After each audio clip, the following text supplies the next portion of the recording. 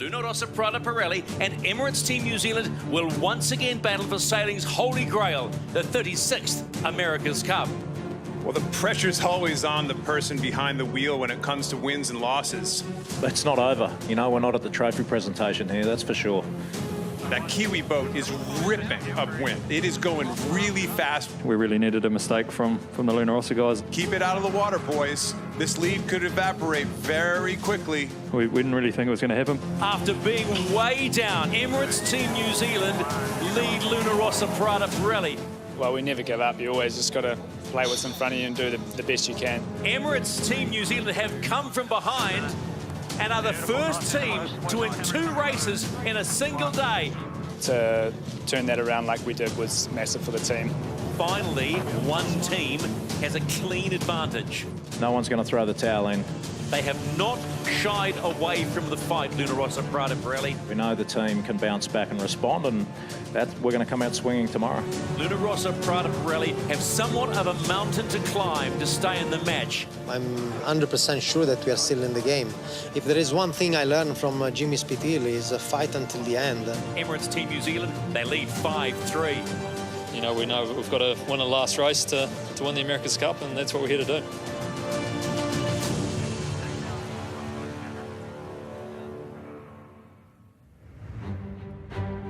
The challenge has been laid down. No mai haere mai, live from Aotearoa, New Zealand, day 6 of the America's Cup match. Yesterday was an extraordinary day of racing where the defender broke the deadlock to go within 2 races of winning the Old Mug. But it was a day of heartbreak for the Italians. But passion is a powerful motivator, and as Team New Zealand know, the comeback is always on. The Italians get their chance on course C today. Scorecard stands Defender 5, Challenger of Record 3. 2 more wins keeps the Cup anchored at the Royal New Zealand Yacht Squadron. Pre-starts today. Emirates Team New Zealand have port entry for race 9, Luna Rossa, Starboard. Race 10, the entry points swap over. Your commentary team is pumped for today. Double Olympic gold medalist Shirley Robertson on Chase Boat 1. Neil Hunter, Ineos Team UK grinder up in Heli 1. Beside me, America's Cup helmsman Nathan Outteridge and our commentary Commodore, North Sail's president Ken Reid. And Kenny, what sort of day are we going to get today? Well, we keep saying that certain days are different, and this is definitely one of them. Leaving the dock with a mathematical chance to win the America's Cup is something that every competitor sailor dreams of. The pressure's building to a crescendo. Sailors feel it, team knows it, family and friends live it. 2 race wins and it's over. Nearly 4 years of work, countless sleepless nights, all for a chance to hoist the oldest international sporting trophy over your head. Today is different for all of Kiwi Nation. And yesterday's racing didn't exactly go to plan for the Italians, and I'm sure upon reflection it will be classed as a day of missed opportunities. But if I'm an Italian fan right now, I wouldn't be stressed. Luna Rossa have been in the lead at the gate 1, 5-3. That's good news if you're an Italian fan. All the Italians need to do is just win 1 race today, and they push this America's Cup to another day. And with America's Cup superstar Jimmy Spithill at the helm, who knows what can happen from there.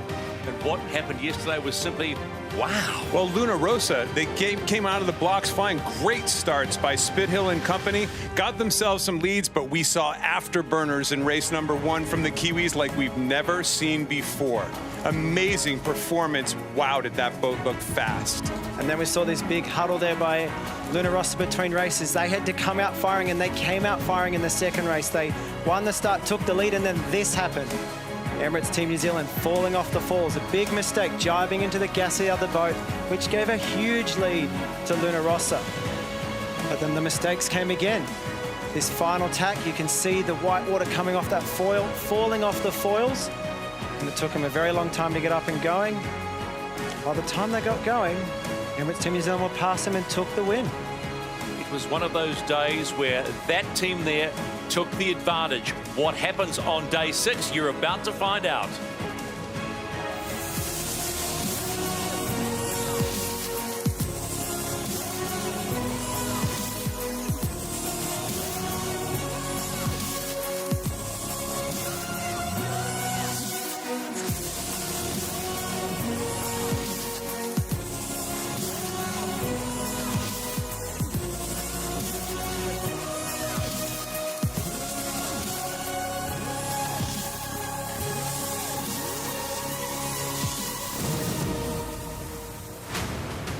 For this team, today could be the day.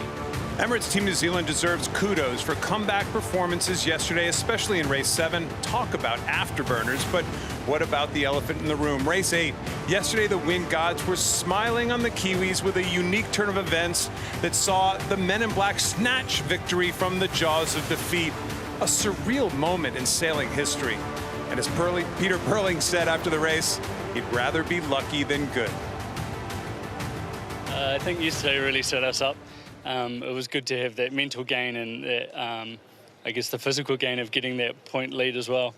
So everyone's feeling really positive and everyone's doing their normal checks and normal jobs. So no one's getting ahead of themselves. We're under no illusion that it's going to be an absolute fight. And nothing's ever a given in this game, as we've seen in all the races, really. Here's the team with a never-give-up attitude. Well, Rossa Prada Pirelli had a day to forget yesterday. Despite winning both starts and being in a controlling position for the first lap of each race, for the first time in this series, they were unable to convert these early leads into race wins. The shifty conditions on course E opened up passing opportunities and mistakes crept in. Today could potentially be the final day of racing, but I doubt that thought is on the mind of anyone in this team. Jimmy Spittle and Francesco Bruni are confident they can win races, and I can guarantee you they'll be taking this one race at a time. Reality is Team New Zealand's in the past been many more points ahead against someone like Jimmy, so the fact that 2 points ahead isn't even in our game plan. We're just going to stick to what Jimmy and Keiko and Philippe have worked on really well in the pre-starts, which we've shown is key. Course C even more so because of how the course can set itself up. And like I said, each race that comes and get that point on the board to stay in the game. Well, today, finally, if the wind cooperates, we're back to the stadium course, or course C. We haven't been here for a while. A reasonably fickle westerly flow is forecast for the afternoon, bringing the course into the harbor with a grand view from North Head. The 2-minute start sequence gives way to a 3-lap windward-leeward course with 1.8-mile legs finishing downwind. Current on the course will be just starting to come into the harbor and increasing through the day, assisting the boats upwind, especially on the right-hand side of the course. And with a full view of the race course and all the boats out there, the beautiful view and the obstacles it creates, up to Heli 1 and Ineos grinder Neil Hunter. Welcome to the team, first of all, Neil. And what's the breeze look like? What's the situation look like? Hey Kenny, yeah, up here on course area C, I mean this is a completely different ballgame to what we've seen on course areas A and B in the last few days. We're tucked right under North Head, and especially the top of the course could be super shifty with heaps of pressure differences. So I think it's a bit of a tactician's dream, to be honest, and right now the breeze is well right of forecast direction, so we'll see what happens. Neil Hunter up on Heli 1. Time to go down to our double Olympic gold medalist Shirley Robertson. And, you know, the stage really is set, Shirley, on a course we haven't seen this whole match. Well, you're not wrong, Stephen. And there is an expectant buzz out here on the stadium course and in the viaduct today. I don't want to be a killjoy, but the rather inconvenient truth is that there's still 2 races to win, and they're up against a boat that until yesterday had matched them blow for blow. The Italians will be hurting after yesterday's performance. They know they've opened the door for Team New Zealand, but this team won't go down without a fight. I'm pretty sure we haven't seen the last of Spittle and his team just yet.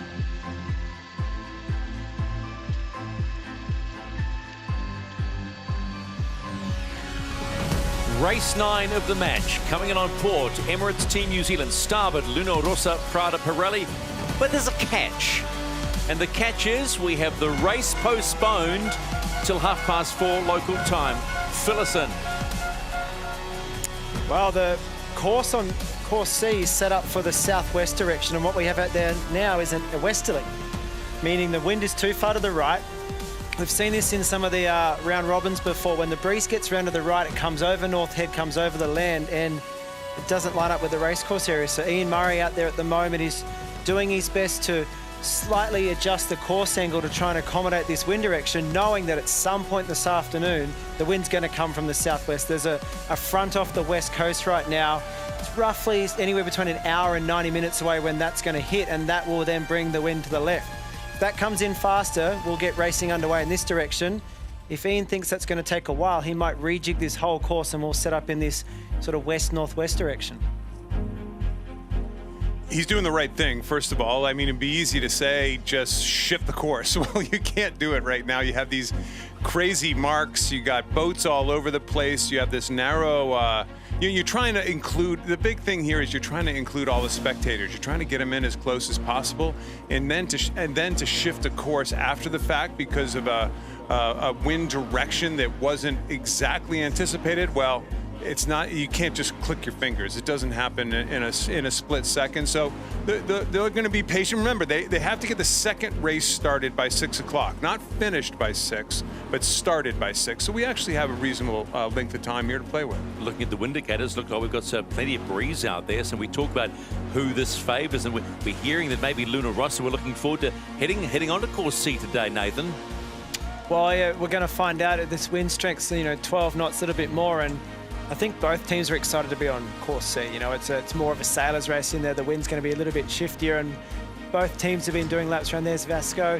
He's the team coach. He's a very passionate sailor. Kenny, you've raced against him before, haven't you? A ton, for a long time, and Vasco is very talented in his own right. He really made his name as a tactician on all kinds of boats in the in the highly regarded TP52 circuit. I think he's been on the world champion boat for 3 years, and just good. It's amazing when a guy of that caliber is actually on the bench and not on the boat. That gives you an idea of the talent pool that these teams have. The standout about Rossa Prada Pirelli as we move deeper into this 2021 edition of the America's Cup match, they're not blinking. They're 2 races down, yet they are still saying, we can win races. There's no sign. You don't see any brittleness anywhere, and that's been a standout feature for me right from the Prada Cup. Well, this guy said in the lead up to the race here, he said, "There's one thing I've learned from Jimmy Spithill, and I think they've probably learned plenty from each other, but there's one thing I learned, it's never quit." Jimmy Spithill is the definition of never quit if you go back to San Francisco, and yeah, it's nice to have a guy like that around. He brings a voice of experience on actually turning things around. Let's talk about pressure. So suddenly yesterday, out of the blue, and yes, we get the wind god's smile. Let's be blunt, in race 8 on Emirates Team New Zealand. And this smile, the sense of relief we saw on the face of Peter Burling was just purely obvious. Where does the pressure lie now? Well, for sure, that second race yesterday, the pressure eased right off this team, Emirates Team New Zealand. You could see that all week they haven't smiled. They've been head down, they've been focused, but finally we saw a bit of emotion out of those guys. We saw them, a little bit of a smile from Pete and Blair on the water, but also again in the press conference yesterday, and that was the break that they needed. That's the break they felt they needed, and they kind of dodged a bullet yesterday. They made that mistake. They were a long way behind, and Rossa made the mistake and gave the race back to them. I think they'll be very relieved after yesterday. Team New Zealand didn't want to start yesterday. They were outsailed at the start point.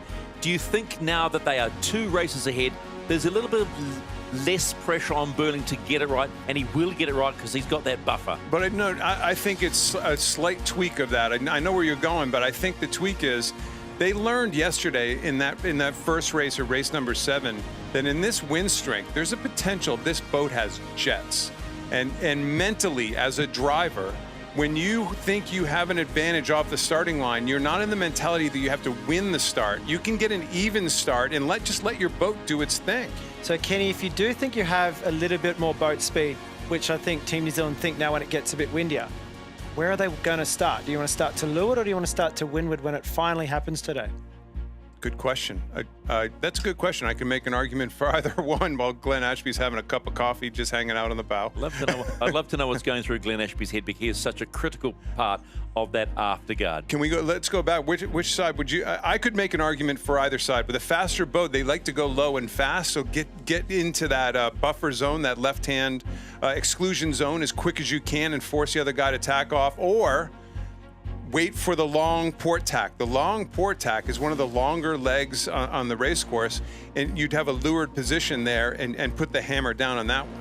Yeah, my take would be I'd be wanting to start to windward, because if you start to leeward, you've got half the width of the course to convert your advantage. And if you don't then you tack on the boundary, you'll get squeezed out by the competition to leeward. Whereas if they can find a way to get Luna Rossa down to the pin on the line and Peter Burling can start above them, he just has to hold for as long as he can. And then when he tacks onto port, he's got the whole course to put the afterburners on. Long port tack. Just updating this, that's our heli 2. Wow, shot of the day. Let's just move on, shall we? Because just reminding you where we are on day 6 of racing as we head towards races 9 and 10. We are in postponement because the wind direction doesn't suit the course right now. Hey, trust us, there's plenty of wind out there. We want to go racing, but the race management committee want to get it right, so we have cool race. So let's, guys, go back to race number 7 and talk us through race 7 and what we saw.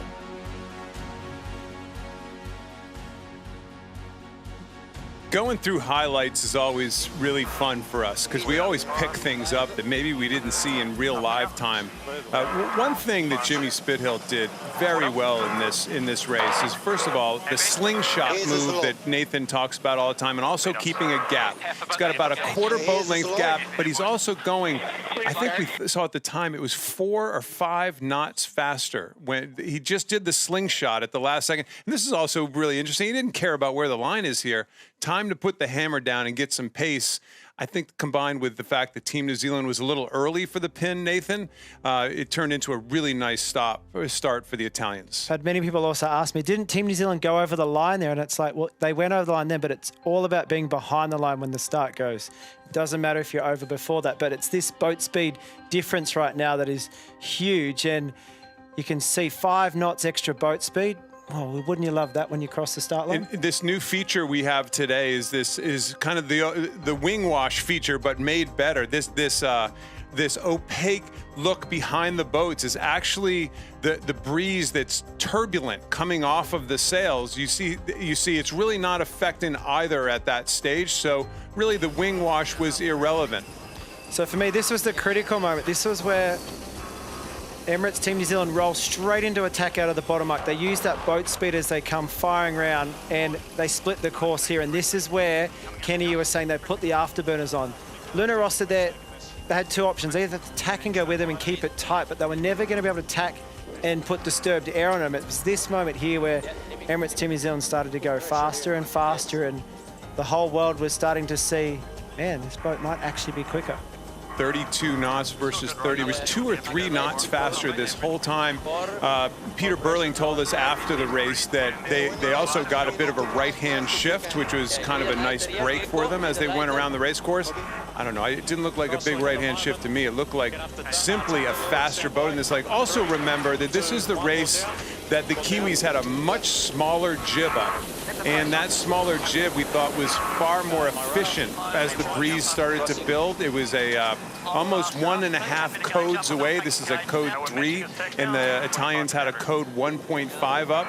They were just faster. They tried what's called a lee bow, right, Nathan? And the lee bow didn't stick for the Italians. They just get pushed to the border, and it's game over at this stage. Yeah, they had to be further ahead to convert that lee bow, and because they didn't, they ended up sailing in a lot of bad air after that. You know, I guess in hindsight, option would have been maybe to take the duck and keep the race alive a bit longer. When they come back together here, you got a big decision. Either you lee bow and you take the lead and you control the race, but if you tack to leeward right there and they get to that position, Emirates Team New Zealand, the race is pretty much over. And this is just a stretch. Again, they tried they talked about keeping the race close at this stage, but whenever they wanted to put the hammer down, look at this, they just stretched. And you know what? The Italians actually have clear air through most of this. Remember, the apparent wind is so far forward on these boats, but there was nothing happening for Luna Rossa at this stage.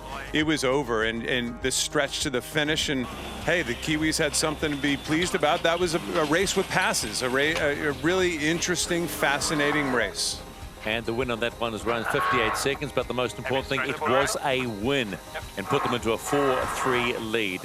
Currently out on course C, this is the situation. We've heard from race management. They have delayed the start yet again to 4:45 p.m. local time. That's 4:45 local time. They want to get this course as perfect as they can with the conditions to make sure that we have a cracking race number 9 and also race number 10 in this current match. Let's go around and just check what's like up in the air first of all with Neil Hunter. Neil, what can you see from where you are in Heli 1? Well, right now the breeze is looking pretty right still, and I think it's going to be some real tricky racing if it stays like this. It's going to be properly heads out the boat stuff with lots of pressure and shift differences. I think there's going to be some passing lanes out there for sure, unlike we've seen so much on courses A&E, so it'll be interesting racing. Nice to hear the phrase passing lanes. Everybody's been asking for passing lanes. We see everybody sitting out on Mangawika North Head, and how cool is that? Look at that. There's the city in the background of the magnificent Sky Tower sitting there. That could be shot of the day. We always talk about shot of the day. We always call it shot of the day. That could be our piece of beauty today. Speaking of beauty, let's head down to our very own Shirley Robinson out on Chase Boat 1. Shirley, what are you feeling down there about what's the wind doing? Well, firstly, we're going to get a better shot than that on Chase Boat 1. Don't you worry. The day is long. Neil is right. The wind is still in the right-hand side. It's at 270, but it has increased. I mean, we just saw a gust of 15 knots. And when we first got out here an hour ago, we were sort of 8 or 9. So a lot more pressure. There's a lot of discussion on both boats about which jib. We saw yesterday how crucial that was. And actually, pretty hard call at the moment. It's up and down. There's a lot of cloud activity as well. I mean, I really think it's going to be quite a complex race course. The highland over North Head, the clouds, the rain, the expectant shift to the left-hand side. So there's going to be lots for the fans to keep us interested, as well as the teams. You know, Nathan, it's almost like Ian Murray must be trying to decide, can we get a full race off in this right shift before that front line actually goes up over top, and it's expected to go back 40, 50, 60 degrees to the left. So it's really a story of whether he has enough time in this right-hand breeze right now to actually pull this off. Yeah, exactly. The last thing you want to do is set off a race, and then midway through the race, it'll be shifting. I've got all my observations on Predict Wind here, looking at them right now, and I can see all the way out to the west coast. It's still in the west direction, so I think we're going to be safe for a little while. Every observation up the harbour, on the harbour bridge, and all the way out to the airport is saying west. So until those start to clock left and go into the southwest direction, Ian Murray's setting up and doing the right thing So here. I think he's trying to set this race course up correctly right now and try to get at least one off in the full westerly. Confirmation, race 9 of the America's Cup match 2021. Timed to go, all things being equal, at 4:45 p.m. local time. It comes on a day where the last race of yesterday had everybody's mouths agape going, what did we just see? Race 8 of the match, just nuts. Well, this is a race that the sailing world, maybe the sporting world, is going to be talking about for a long, long time, and we all know why. But again, Luna Rossa had a nice little start here. Nathan, Jimmy seems comfortable in these starts right now. There's a gap, but the Kiwis are also early. They can't stay high that long, and they're gonna have to close the gap just because they're early. There it is, they're just climbing right into him, right into the hip of Jimmy Spithill, and sure enough, when it's a left-hand end bias starting line, which means the end of the line is a little favored to Luna Rossa, but then look at this high, what we call high mode. He puts the blinker on, takes a little bit of a right-hand turn, and forces the Kiwis away immediately. Really impressive. The wing wash isn't really a part of this at this stage. It will be coming up in the future, believe me. But both boats are clear. It's just all about timing at this stage, Nathan. It's all about timing, and had Emirates Team New Zealand been just two boat lengths further back, that would have been a nice wide right start. But because they're early, they have to run the line here. Yes, they're accelerating. You can see their boat speed grows, but Jimmy Spithill grows at the same time. All that's happened here is the gauge has closed a bit, and that just gives the advantage to the leeward boat. And when he goes into that high mode very quickly off the line, you see the boat speed number start to come down quite quickly here. Emirates Team New Zealand have no other option but to tack and go away to the right-hand side of the course. And when they come back together, it's Italy who are in front. I would say that this was one of the better legs that Luna Rossa had sailed. We've said that a few times about them, so we're not a broken record. But they played the shifts well. They corralled when they needed to on this leg. they really kind of controlled the race course. And this is, remember, the race after we were blown away by the wind, by the speed of the Kiwis, but it's getting lighter. We had Freddie Carr up in the helicopter. We had Shirley on the water, just saying, hey, it's getting really big holes out here. And another factor for Luna Rossa was they had a bigger jib up. The Kiwis, as they admitted at the end of the day, really chose the wrong jib in this race, which makes it even more unique. So, so far, so good for Luna Rossa, but here's one of the big key moments, the jibe. Why don't you take it through this to start, Nathan? So this was the first big mistake that we saw in the race. They jibe here, and you can see the blue and yellow dotted lines. That's the tracks where they were before. There's a big wind shadow right where those are. And when Team New Zealand jibe there, they just sail right into the bad wind of both boats. And as a result, they fall off the foil here. There's probably 5 knots of breeze there, very turbulent wind.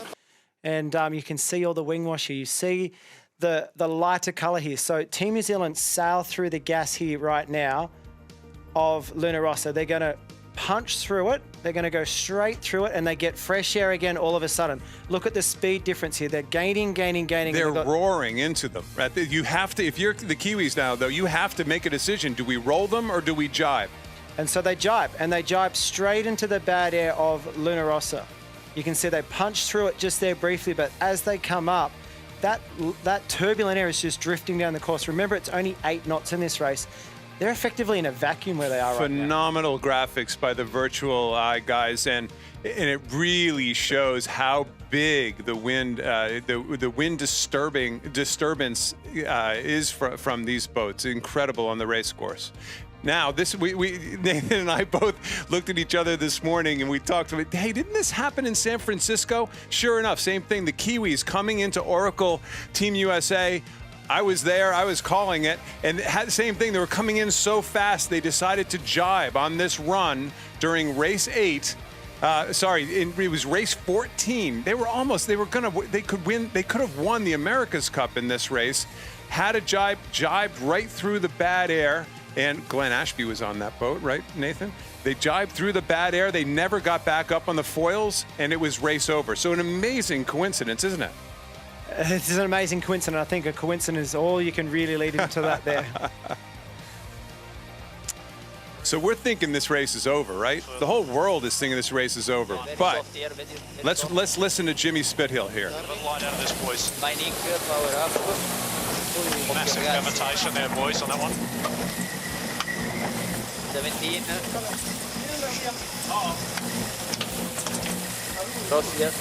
Crossing and taking off, boys. Massive cavitation, they said, in that situation, and we saw it was really the most unbelievable sequence. About 100 meters to clear. You're cool on BMG this whole time. Yep. Oh my God, we're selling at 110.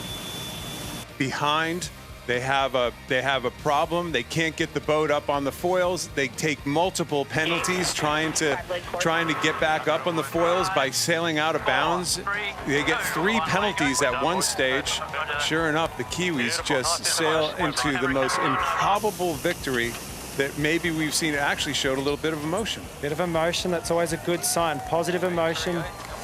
It's a big turnaround that race, big turnaround in this event. Circuit breaker for the match in many ways, and they go 2 clear the defender Emirates Team New Zealand to lead 5-3. First to 7 will win the 36th edition of the America's Cup. Time to go up to Heli 1, check in with Neil Hunter just to give us an update on what the wind is doing, Neil. Yeah, to me, the bottom of the course is looking like pretty solid pressure now. I think we've got up to 15 knots at the bottom of the course. As you get up the course, it's definitely just getting shiftier and shiftier with massive patches of less breeze. The jib choice is going to be a tricky one for the teams here, for sure.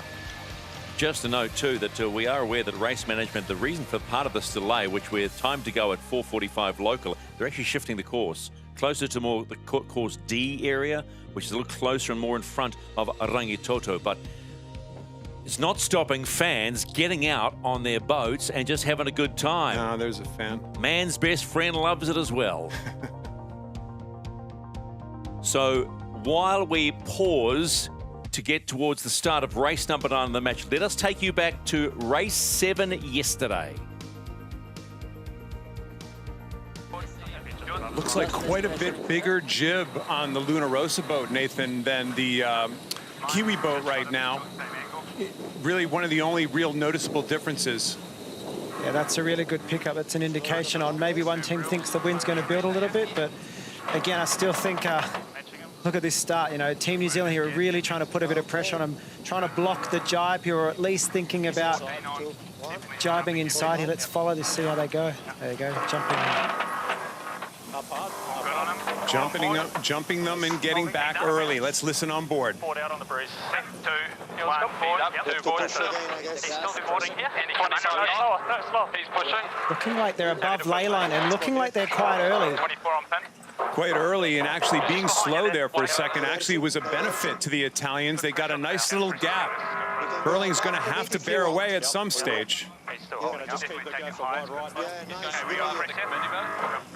Can see a big gap between the boats when the start comes. Wide right for Italy here. Here comes the slingshot move for Spithill.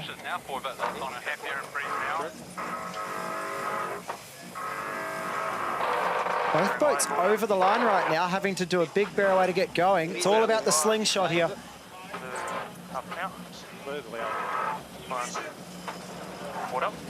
Race 7 of the America's Cup match. We're at 3-all. Can anyone make a big move today? They got tight there, Nathan, right at the end. Burling actually slowed the boat down a bit and got it tight. Is it tight enough to be able to fend off their position as they head towards this for the first time? Well, he got tight and a little luff starting to come in, but Luna Rossa were over 5 knots faster at their gun, and look at this, they're starting to roll over them.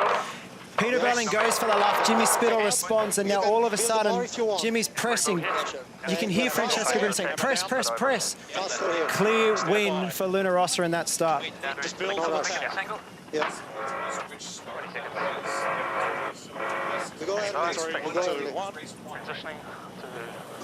Really similar starting setup to race 1, Nathan, except it was a flip-flop. It was the other boat. It was the Kiwis starting the race so much quicker than the Italians. This is exact flip-flop, but really similar pattern to race 1. Well played by Jimmy. I mean, they came back with so much time, more than 2 and 1 on the clock, and really did well to hit that line on time. A good half a knot or 1 knot quicker than the Kiwis. I mean, really well done, and tiny, tiny differences. And what we're seeing now is how that tiny difference just grows and grows and grows. The Kiwis are keen to engage Luna Rossa in attacking duel, and we know that's a big strength of the Italians, and they've thrown in more tacks in the bottom half of this beat than we've seen previously. I'll be interested to see what the next move is from Emirates Team New Zealand. Have they just got their air clear forwards? This game is changing very quickly from the heli.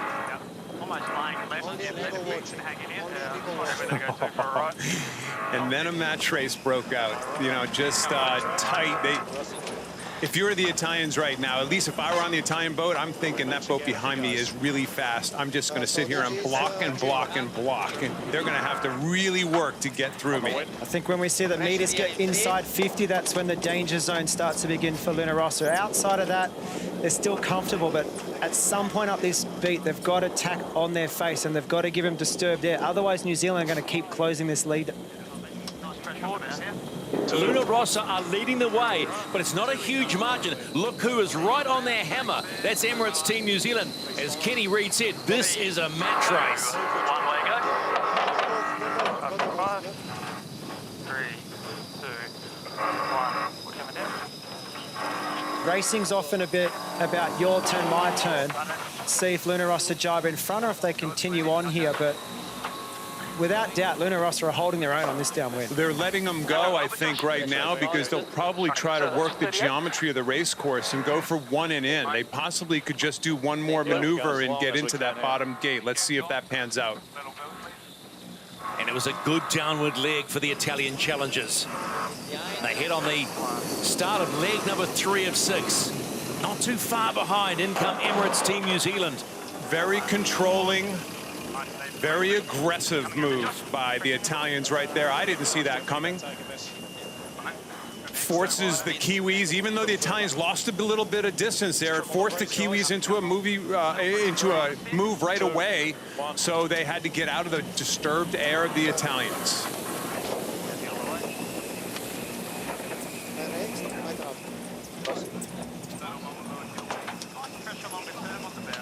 Any right-hand shift right now, Emirates Team New Zealand are back in this race. If they get a nice tack, could be a port starboard situation coming up, and it looks like we've had a lead change, but a lead change isn't confirmed until they make the cross. More pressure on our left. Yeah, when it attacks, I think we need to protect left if we can. Yeah, a little lighter here, okay? Kiwis on starboard, Stephen. They have the rights. Hold your breath for just one moment. Match 7. Key moment or not. Hold your breath. My rudder. Winding up past there. Crossing.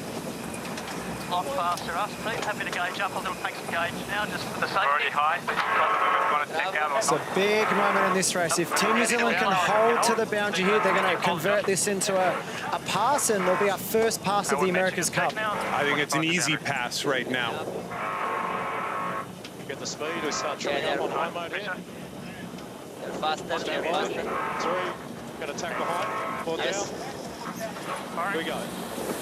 May get a hook here. Fast mode, yeah. Normal mode, might get a hook. Yeah. Good. And there you have it, folks. A lead change. Don't blink, it happened. And everybody says you can't pass in the America's Cup in these 75-footers. You bet that crowd's happy.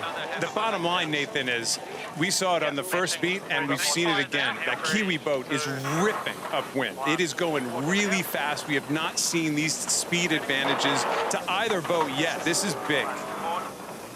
Yours cover. Closing in on the halfway stage of race 7. And for the first time in this race, Emirates Team New Zealand lead Luna Rossa around the top mark. Want to hit. The Kiwis are smoking right now. 2, 1. There were all those pre-race rumors, all the whispering of 3 and 4 knot speed differences at time. You know what? We've seen 3 or 4 knot speed differences this race, which is incredible to me, actually.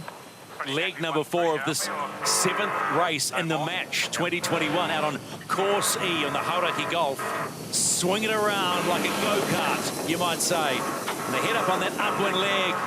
And suddenly the New Zealand flags fly high on the America's Cup village. Luna Rossa, Prada, Pirelli go around at 29 seconds adrift. That was I'm still stunned. We've seen the first lead change in a race. Turning up now. Port's going down. This is the boat speed that people have been talking about from Team New Zealand for a long time, and now it's just over that threshold. The speed is there, and they've got the angle back. They're on the breeze, and they're going same angle, but 3 knots faster.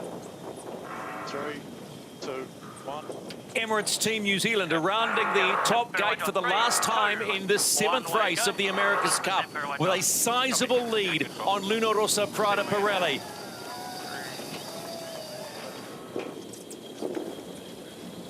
Luna Rossa, Prada, Pirelli, they'll be thinking about why and what went wrong in this race. They strong start by anyone's stretch of the imagination, and they nailed it.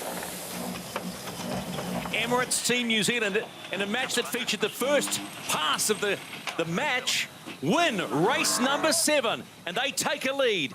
They go up 4-3 when it matters. But now it's time for race number 9. Emirates Team New Zealand at Luna Rossa, Prada Pirelli will come in on starboard, and Emirates Team New Zealand will come in on board. Time to go at 4:45 local time. Wind strengths feel good.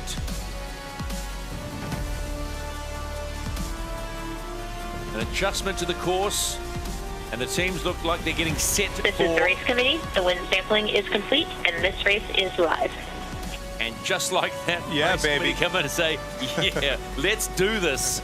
Slight change to the course, though. Yeah, much more right-hand course. Surely this is going to be fascinating, the jib choice. It looks almost like the two matched each other because it is puffy out there, isn't it?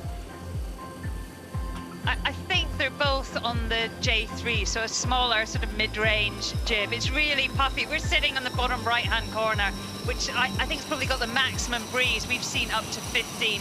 The tricky part of this course is going to be the top marks. They are right under Mount Vic and North Head. I mean, really big hills, 50 meters high, and the wind's going to be all over there. 3 minutes and counting to race start, race 9. Neil, which side of the race course would you be looking at right now if you were tacticians on one of these boats? Well, from up here, Kenny, it certainly looks like the bottom left is favourable. I wouldn't want to be getting bounced right early. It looks pretty light and flaky. Not sure we like hearing light and flaky. Yeah, but this is a sailor's race. This is actually, this is what most sailors love. I think it's the first time we've had a good 15-knot wind to get a race underway, and that's just got everybody's salivating for some speed today. 2 minutes and 10 seconds. Emirates Team New Zealand are allowed in on port entry. And the key here starts. Can they gazump Jimmy Spittle and Francesco Bruni in the start and get one away cleanly? And in the lead. So in come Emirates Team New Zealand. Out on the right-hand side, you can see coming in your screen will be Luna Rossa, Prada, Pirelli on starboard.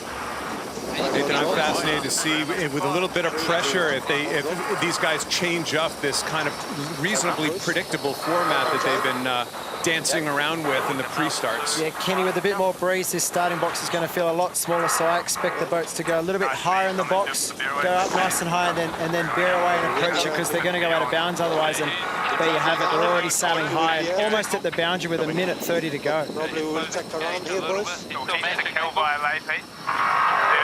Matching your angle there, 8 rolling.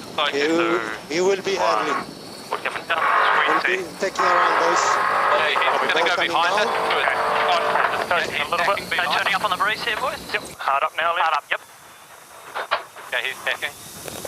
And board up in 2, 1, board up. So both boats pretty early coming back. You can hear the comms off the boats. Especially they were going 46 knots reaching across there right now. Making up a little bit of ground is not going to be hard to do. Here we go. Here comes the push. You got us. Yep. Let's get him off line line. Boards down. 2. Mine in 2 here. There's your firing. Get ready, Joshy. Boat lay. Let's just check the light line. He's hard up Yes, I think he cannot shut. All this dance is trying to kill speed. They're still quite early to the line. Still trying to keep that gap between the boats. He cannot shut. Take off okay in this, but 7 on pin. New Zealand very early, both boards down. Luna Rossa looking safe. They're not going to get shut out. Let's just follow this chat all the way in. New Zealand almost off the foils completely. They got to be worried about getting back up in the air here. Happy to take off? Yep. Easy. Going to be second. He will be slow.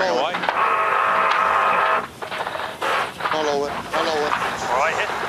All the way. He's 3 boat lengths on you.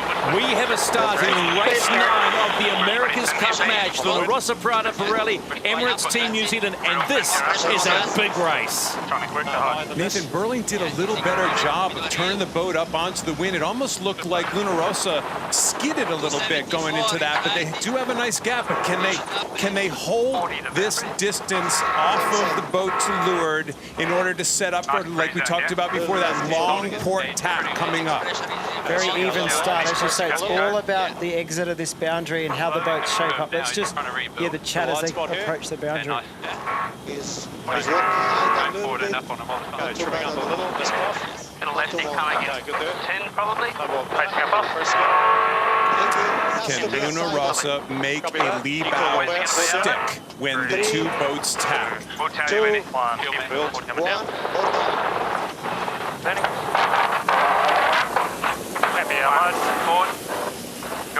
Yours cover.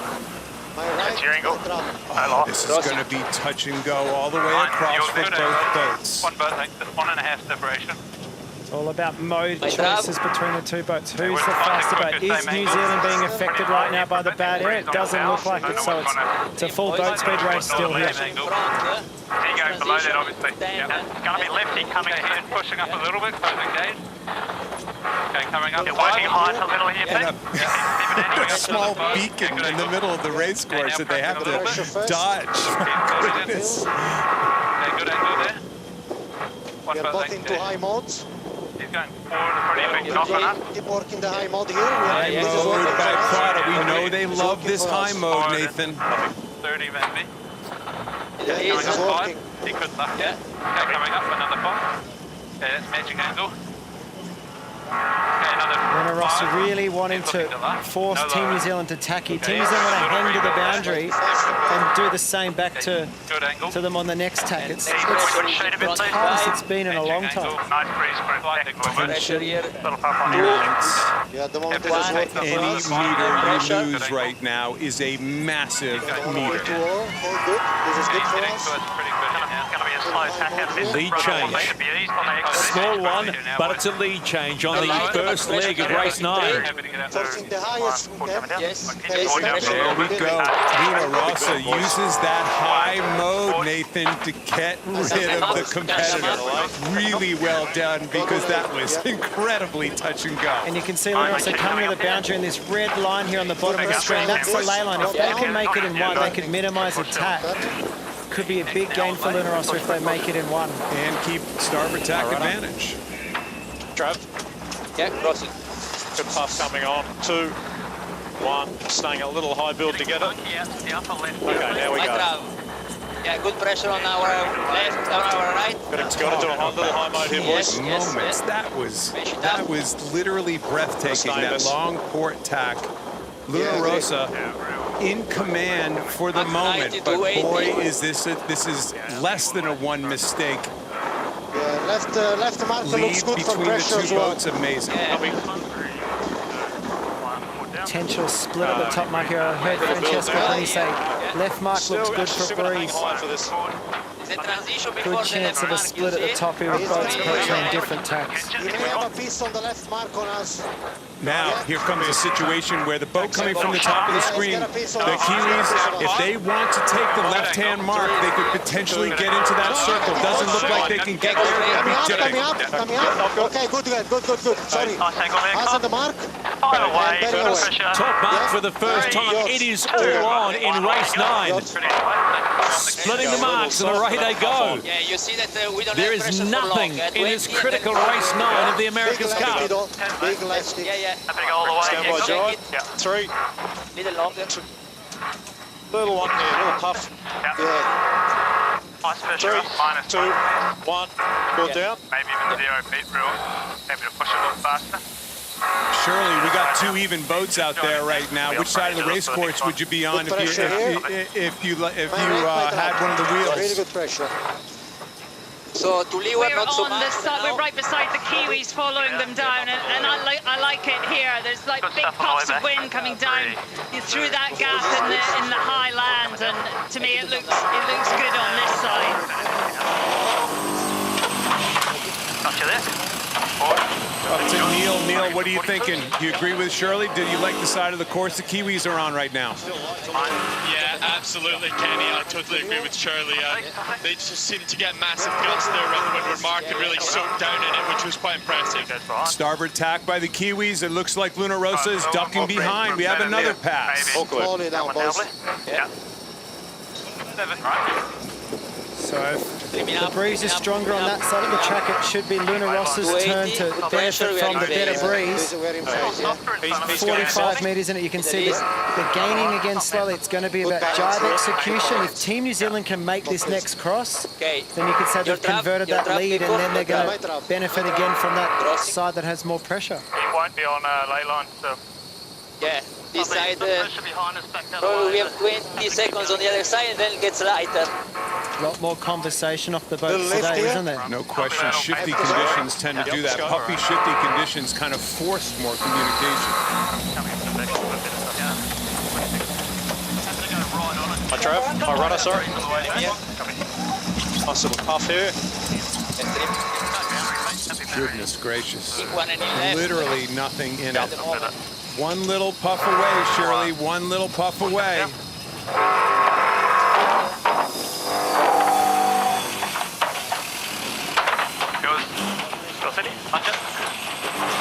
course C. Why aren't we here all the time? We've seen it at greater races through the round robin series and the Christmas Cup. Starboard tack now, advantage for the Italians. Behind him at the stage. Question is anyone on ley line at the moment? Board down. A big Cole jibing on Luna Rossa here. No problem with him. Yeah, no worries. A big call by Luna Rossa. Jives to stay in sync, so they're really setting up the lure gate, aren't they, Nathan? They are. Watch for both boats to jive here in a second. Yeah, I think we lock him. I think we go all the way. Go all the way, boys. Going to sail him off the course. They have every right to sail him off the course right now. Straight. It's going to be a jive round up if we go, okay? It's going to be a jive round up, okay? Jive round up now. It's out. Aggressive match racing by Luna Rossa. Sailed him right off the course there. Creating a really tight turn for both boats. There is nothing in this ninth race. Luna Rossa, Prada Pirelli lead Emirates Team New Zealand. And they head up for the leg number 3.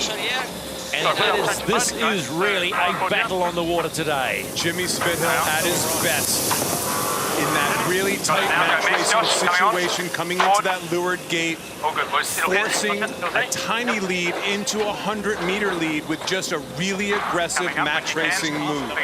Some happy Italian fans in the village at the moment, isn't there? That's pretty straight. Yeah. 3, 2, 1. Puff out of this. Peter's holding their breath. It's interesting, Peter decided to go straight into attack there. It wasn't a great attack, and I think they gave up another 50 metres. But they got the split, so any right-hand shift and those metres, that 200-metre lead could start trickling down very quickly if we get a right-hand shift. Shirley, you're going up that side of the boundary. What do you see pressure-wise and boat speed-wise between the boats? 3, 2, 1.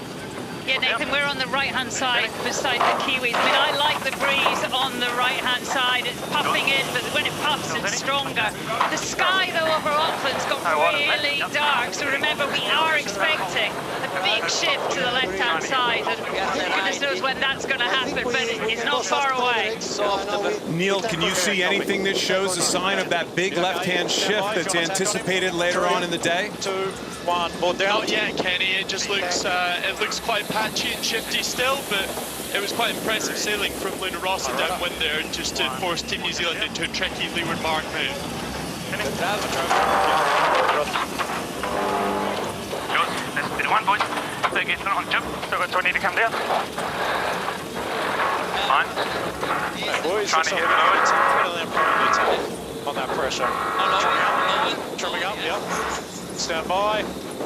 Boundary takeoff. 3, 2, 1. Board down. Yeah, working on it.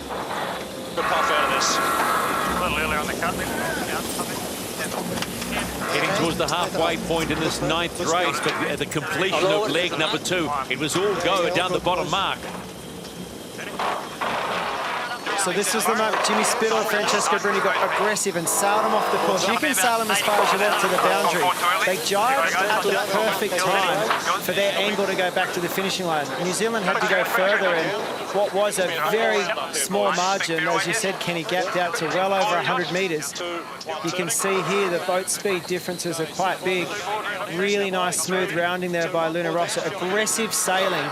And when you feel like you're a little bit slower, you could luff them in this situation. You have to remain aggressive. The lured boat, the Italian boat, had the right of way to do exactly that. They had total control of the situation there. They jive to a comfortable angle and take the lead. But this lead is not growing. The Kiwi boat we have seen is very fast in this condition. New Zealand here sailed through to leeward. Luna Rossa went to tack on them, and it looked like Team New Zealand got the bow down. They went through to leeward.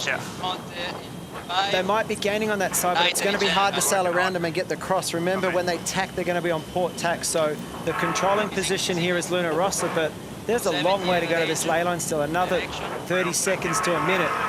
We could see Team New Zealand sail around the outside here and use the boundary protection.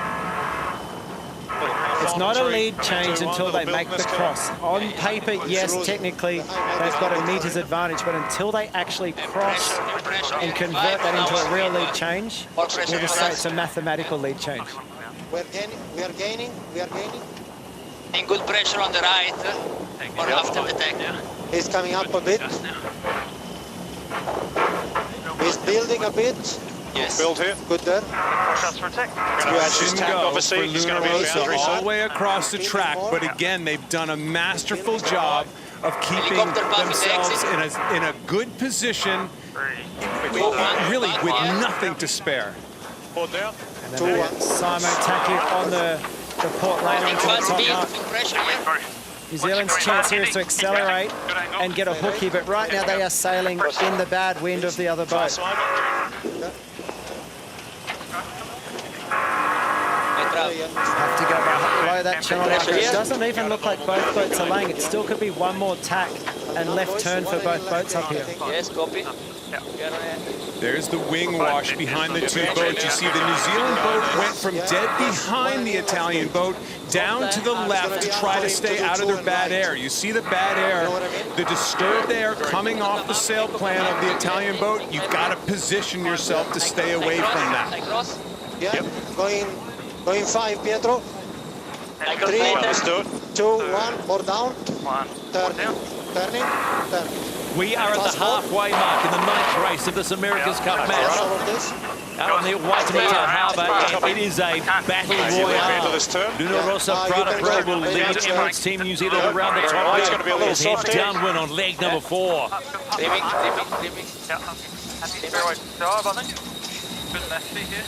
Soft here. Go straight for a bit. Picture airport, seen it. Step by. Got to get above his line. You hear the Kiwis talking about getting above his line again. It's because of the disturbed air coming off the back of the Italian boat.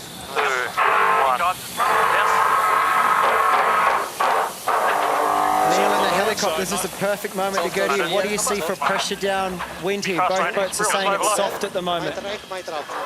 Yeah, I agree with that. I think Luna Rossa are doing an awesome job of picking the intersection to pick up that breeze through the middle on the right, to be honest. And yeah, they've kind of jumped in a similar position that they did in the last time. Went really well.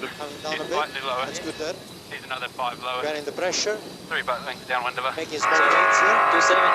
275. Both boats perfectly clear of the other boats' disturbed air, but they always got to keep it in mind. We've seen that too many times during this event so far, how different the disturbed air is in these new modern boats that are going 3 or 4 times the actual speed of the wind.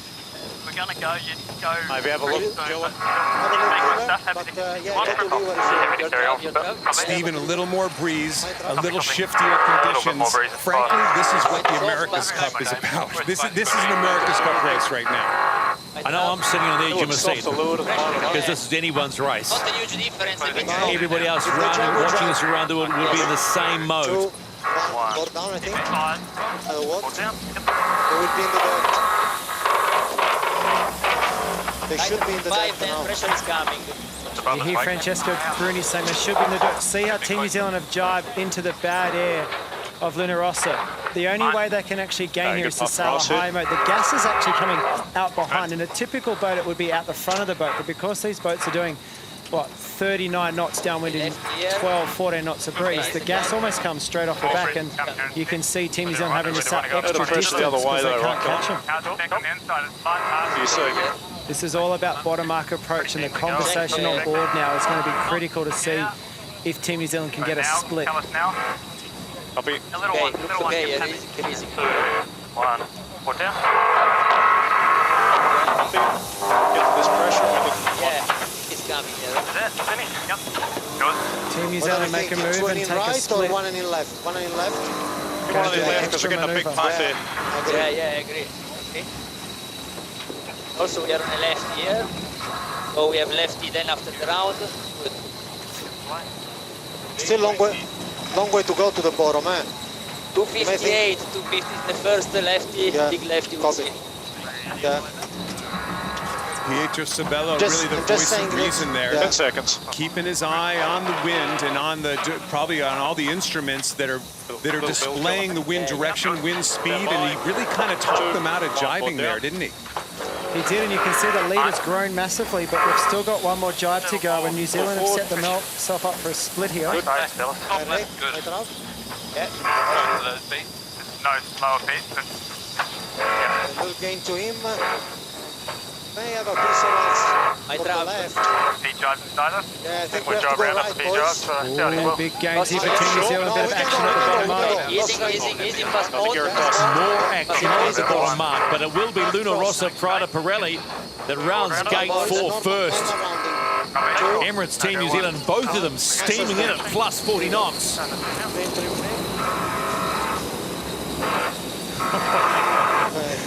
In your words, Kenny, we got a race. We got a boat race here, no question about that. This is what we've all been waiting for, frankly. Okay, so the next moment is the first shift. Shirley, when you see the wind right now, which side has got the first shift when they come back together? Whoa,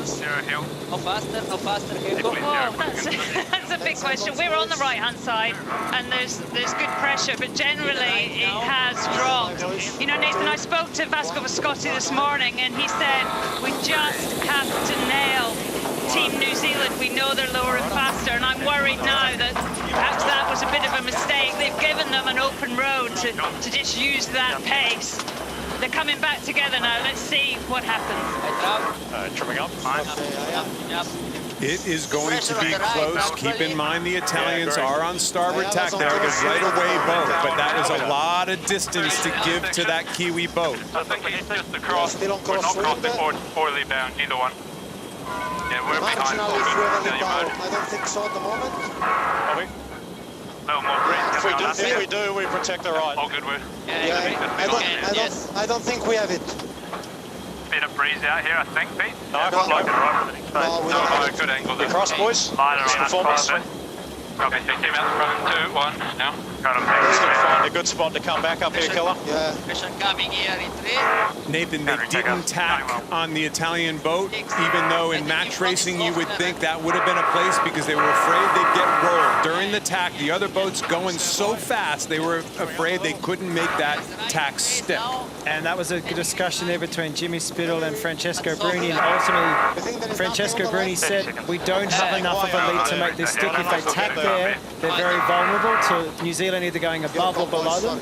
So now they're splitting, and it's in the weather gods right now. Is it going to be a left shift or a right shift or more breeze on one side? Neil, you're the weather god up there. What do you think, Neil? Yeah, to me right now it's all about the right. I think it's Team New Zealand really heading that way. I think if I was Luna Rossa right now, I'd be a little bit concerned with Team New Zealand on sailing their own mode to the right. So Neil's calling a lead change at this next exchange. Big call, Neil.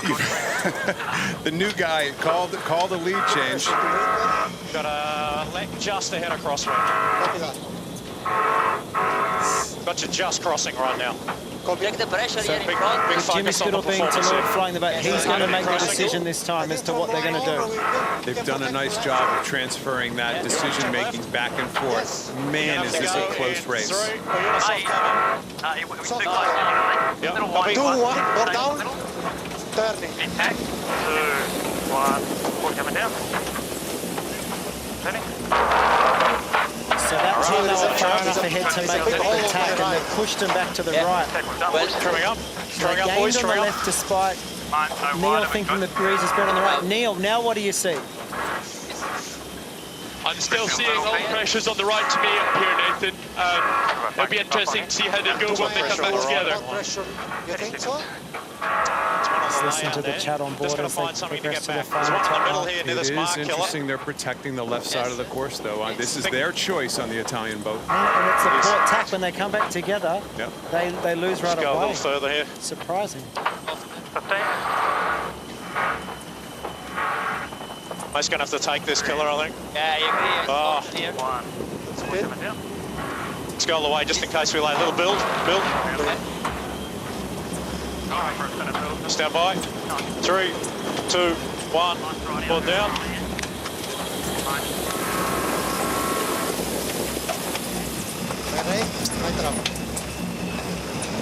Nice smooth tack. The real question is, has the breeze, look at that, there's a right-hand shift and it looks like Team New Zealand have taken the lead.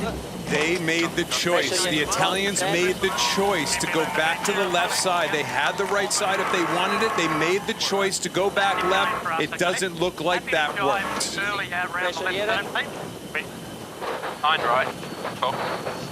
Emirates Team New Zealand heading towards the top gate for the last time in race 9. They made the right call, got the right-hand shift, and look at this.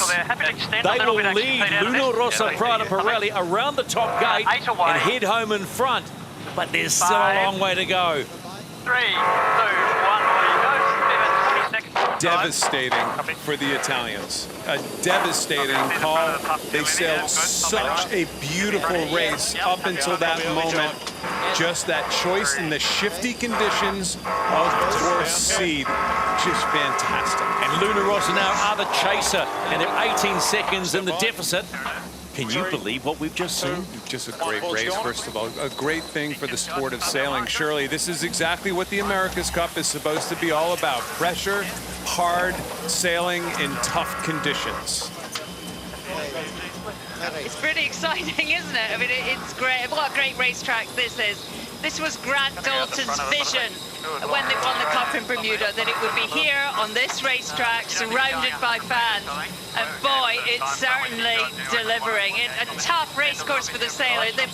Neither team has a dedicated tactician. We've talked about that a lot, but today you really kind of need one. And I think we saw that a little bit with the Italians. Some difficult decisions there where they let the opposition go, and that's costing them now. One mistake. So I keep thinking. Did you get the impression hanging up on that last leg that Jimmy Spill knew they might have just made that mistake in his voice? Oh, absolutely, I heard it in his voice. Because it's the worst feeling in the world. You're on the left side of the course, and all of a sudden you're getting the right shift, and more of a right shift, and more of a right shift. You know you got to tack. There it is. There's how shifty it is. So we're seeing almost 18-degree shifts back and forth on the race course. That's a lot. Even on a narrow race course like this, that is very telling. What still stands out as we see Emirates Team New Zealand extend their lead is how quickly they have extended their lead. In a race that's been between 180 all the way along for 5 of the 6 legs.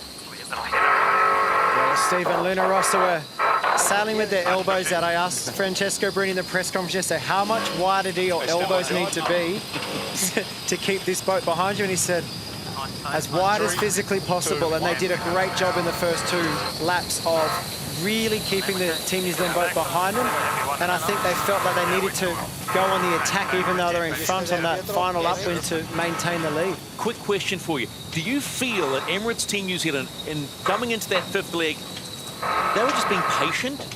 Very, very patient and responding without getting their own elbows out. No, they were. I think they were taking what they were given and making the best of it. That's what the boat behind has to do. And then all of a sudden they got their break, right? They got their break from the Italians. The Italians, believe it or not, everybody says cover, cover, cover when you're ahead. The Italians actually finally covered and got burned by it.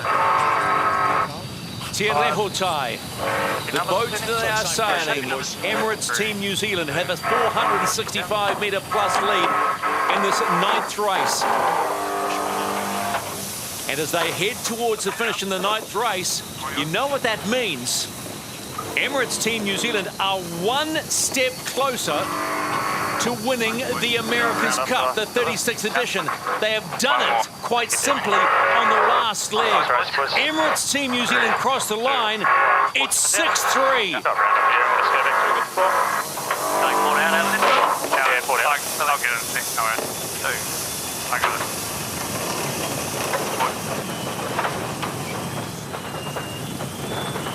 Trying to get up 1 to a couple hundred. That's what that win means to the folks in the American Cup village. Kiwi flags waving, and there'll be again disappointment from Luna Rossa, who right from the get-go were fighting. Maybe we just drive here. Can you believe this? One mistake. Nathan,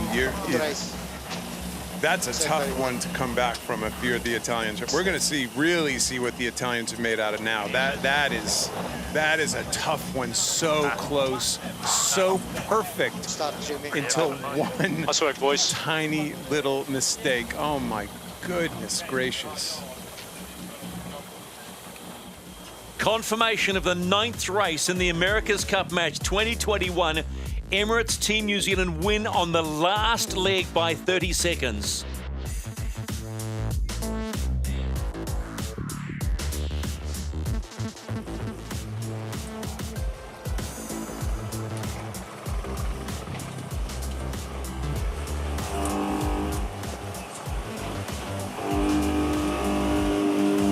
So they know the job is almost done. But the way that Rossa Prada Pirelli came out of the gates today, they're going to have to fight even harder if they want to win this America's Cup, because that was a hell of a 5 legs by Rossa. That was a hell of a 5 legs by Rossa, and they also made some really tight spots stick, which as we all know is really hard to do, consistently hard to do it once. They did it about 5 times. There were touch and go moments about 5 times, and they made it work up until the one big fatal error. Take a look at some numbers from this 9th race of the America's Cup match. And Nathan, take a look. What do you like about this? Well, downwind boat speed, 2 knots faster to Emirates Team New Zealand straight off the bat there. Maximum speed, that's not a big one, but the distance sailed again, not so, it's just the downwind speed. They were getting covered the whole way around the first few laps, and that last downwind they got free and they took off.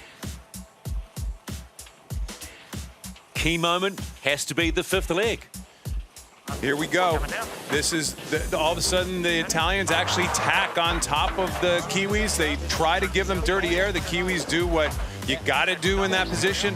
Really, they have no choice. They have to tack away. It just so happens they tack into about a 15-degree right-hand shift. As Rossa continues all the way to the boundary on the top of the screen, they get lifted, and they get lifted, and they get lifted, and you could tell in Jimmy Spithill's voice, by the time they came back, it was going to be all over, and it sure was. They came back, and it wasn't even close. So really kind of a bad break for the Italians. They had their elbows out, as Nathan said, all along, and their elbows just weren't wide enough when it was all said and done. So let's take a look at the worm, and the worm will describe this key moment again. Take a look, because Nathan, you love that worm. Well, here we are. We're going to be on leg 4, aren't we, or leg 5? Leg 5. We zoom into that. There we go. 3rd upwind. You can see it's the speed difference as we come to the clock. The red line just sits consistently higher as they get closer and closer to leg 5, and it's a little bit of a shift, but it's mostly to do with the fact that they got the shift and they could put the bow down. This is the VMG comparison. You can see there, again, red line consistently higher than the yellow line. Even during the maneuvers, they're actually getting quicker. The Kiwis are getting quicker during the tacks, which is absolutely a turnaround from the beginning of this series.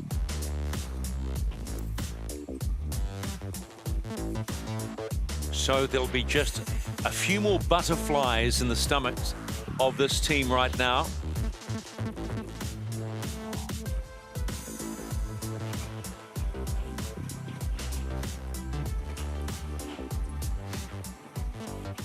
On board, Emirates Team New Zealand. Time to talk to Peter Burling. Congratulations, Peter. 6-3, one race win away. But what did you make of that? Because that was a hell of a downwind on the last. Yeah, well, I think pretty tight race all in all, and one little right shift up that last beat really decided it for us. So, I think we did a pretty good job of the start.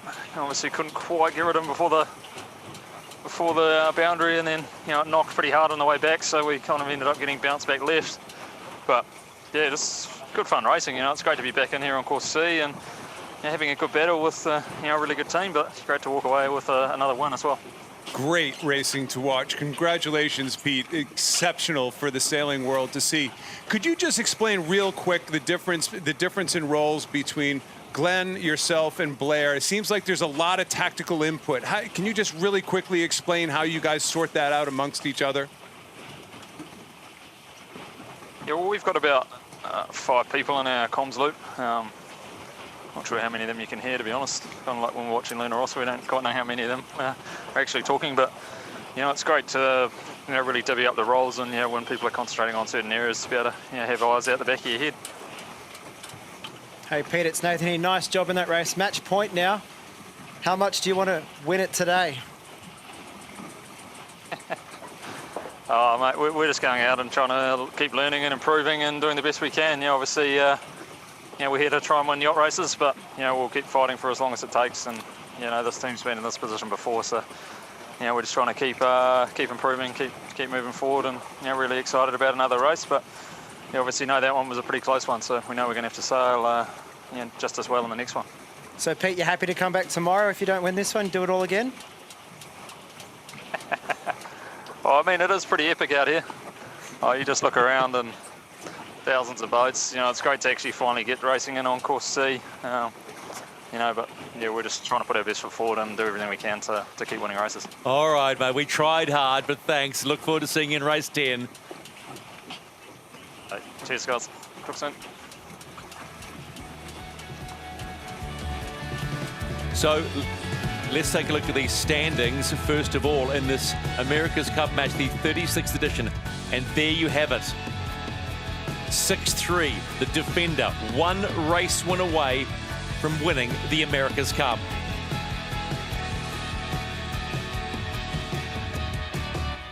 This was a race that started right off the go, and it never let us down. I kind of equate this to finally an incredibly competitive America's Cup race in this windier, shiftier format here on the stadium course. Definitely lends itself to being a sailor's race, and by that I mean playing the shifts. Here, this was incredible how the Italians absolutely within meters, it was either going to work or not for them. They just kept making it work again and again and again. Tiny little details that they made stick. And Nathan, this is a boat race. This is what we were all waiting for. It was a boat race, and it looked like Luna Rossa were in phase heavily on that first upwind, but Team New Zealand just wouldn't go away. That continued on the downwind. We had Shirley and Neil on the water calling. That right-hand boundary was strong, but this was the key moment for this is where Francesco Bruni got a little bit aggressive and opened up a little bit of a lead. That gave him enough breathing room. It gave him about 150 metres lead once they go around these bottom marks to play with. But sure enough, Team New Zealand, by the time they got the top mark, were within a few seconds again. It's a very aggressive move, the luff into a jibe. This is nowhere near as easy as it looks on these boats, especially for Team New Zealand, who were responding to a luff, and then they had to quickly jibe and stay on the tail there. Francesco Bruni did a great job in this situation, frankly, and we always give Jimmy credit for it, maybe a little too much credit for it. Francesco is an exceptional match racer in his own right. So here's match racing right now, match racing 101, tack on your competitor, right? Well, guess what? When you tack on your competitor, very often you're going to force a split, and man, did we have a split. And like Peter Burling said, they sailed themselves because they had to tack here. They sailed themselves into a right-hand wind shift and took a small deficit and turned it into a huge lead. And combined with that downwind speed that we know this boat has, what was an amazing race turned into a bit of a runaway, shockingly. Time to go on board Luna Rossa, Prada Pirelli. Francesco Bruni has been kind enough to give us his time. Francesco, did you let that one get away? Yeah, unfortunately, obviously it's a painful one, but chin up and keep fighting. We're definitely fighting hard.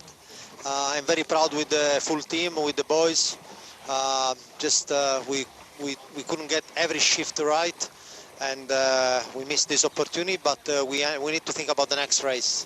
We can still win races for sure. Exceptional race. Sorry about the ending, but exceptional race. Can you just take us through that bottom mark where you threw a little luff at the other guys, knowing you're going to have to do a really tough turn back into the gate? Can you just take us through that whole moment? Yeah, I think we played very elbows out, and we went for a lock. They were well overlapped, so they couldn't jibe. And it was a great call by Jimmy on the timing of the board drop so that we could reach the closer mark in the best angle. So there was a little bit of a stretch there. But yeah, I think we did a fantastic race, honestly. No big regrets. Yeah, Keko, it was a great race. Very aggressive from you guys from the moment you took a brief amount of control. I'm assuming we're going to see the same again. Any change to the game plan? No, not really. I think we have to still stay elbows out, and when we have the opportunity for a good shift, take the good shift and try to call the right shift at the right time. Okay, Francesco, thanks for your time. Race starts 5:45 coming up. Thank you. So let's get around the houses, as you might say. Let's go up top to Neil Hunter in Heli 1. What did you make of that race for a start, and what's the wind doing at the moment? Well, I think Team New Zealand, given the opportunity, they're dangerous when they're given the opportunity to sell their own mode. They looked quick and they really took advantage of the right pressure and shift there. It was impressive sailing. I guess it's match point now and the pressure is definitely on Luna Rossa. All right, down to Shirley Robertson on Chase Boat 1. What's your read on the race and what do you think we'll see in race 10, Shirley? Oh, well, I'm just catching my breath. What a race. I mean, Jimmy Spittle and his team, they really had to protect any lead they had. And I think it's a difficult balance on that racetrack. I'm thinking back to some of those Ineos races that we saw here. You know, there's the balance between really, as Francesco says, getting your elbows out, but also, you know, just picking your way through the puffs and the shifts like you would, and it's hard to get that balance right when you're so under pressure, knowing that the opposition is so fast. Give them an inch and they will be launched.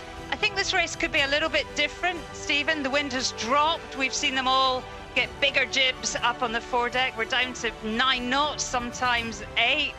And just the other side of the city, that left-hand breeze is in. We've confirmation of that. So that will arrive at some point in the next hour, and it's quite light. It's sort of 8 knots. So different conditions, time for a reset, but boy, looking forward to this race. There's a lot at stake. There is so much at stake. That team that you can see on screen right now are on match point. One more race win, and the 36th America's Cup is there. Now, if that doesn't bring pressure, Kenny, I don't know what is. We talk about Luna Rossa being under pressure, but hang on. These guys have got to get going.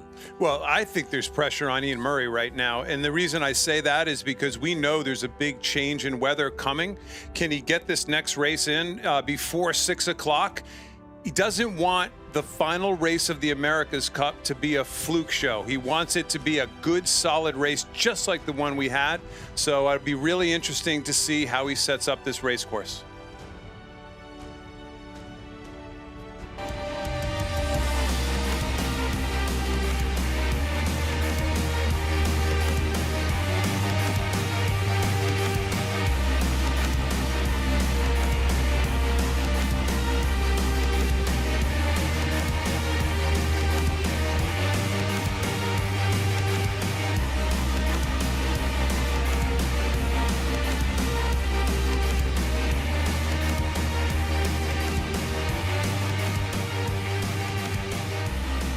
As we think about the upcoming race 10, this road to becoming an America's Cup sailor is many and varied. Some take the Olympic route, others take a slightly more unusual path.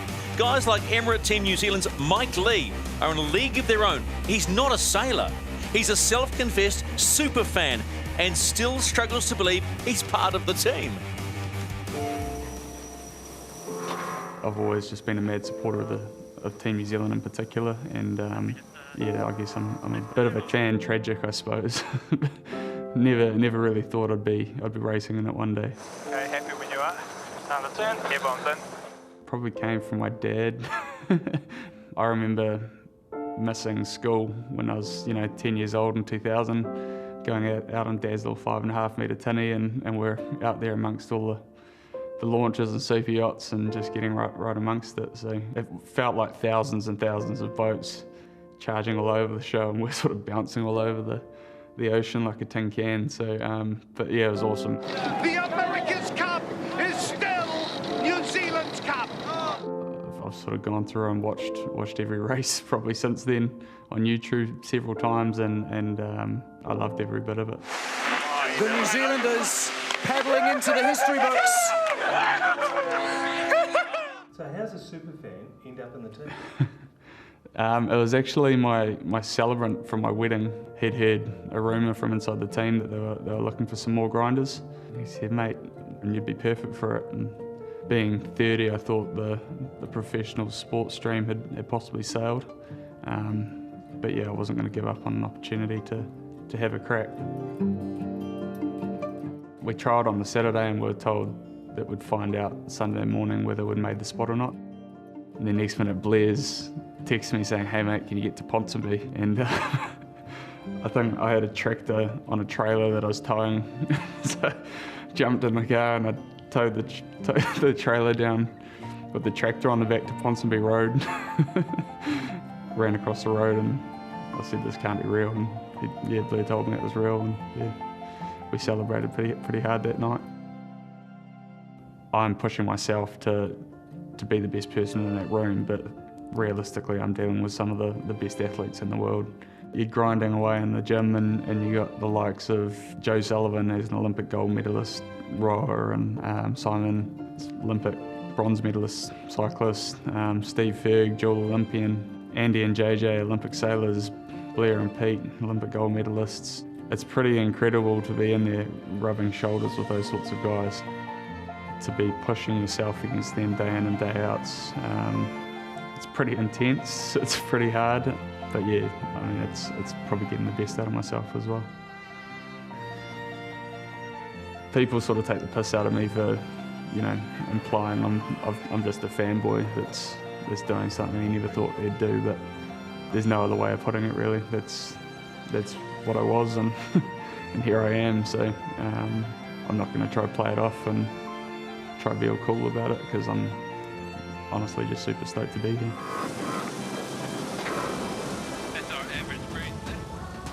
It's an overcast day in Auckland City. It's Tuesday the 16th of March 2021, and the defender, Emirates Team New Zealand, are one race win away from winning the 36th edition of the America's Cup. But the one thing we do know, Luna Rossa, Prada, Pirelli do not give up. They have said all the way through this, regardless of the position they are in, we will keep on fighting. We can still win races. And that's what they intend to do. If the last race is anything to go by, it is going to be, as they say, elbows out again. You know, Luna Rossa has been chasing the America's Cup for more than 20 years. In 2000, they came close, winning the Louis Vuitton Cup. On the boat was a sailor named Claudia Chilon. Watching on shore was his son, Matteo. 20 years on, Matteo is back, determined to go one better than his father.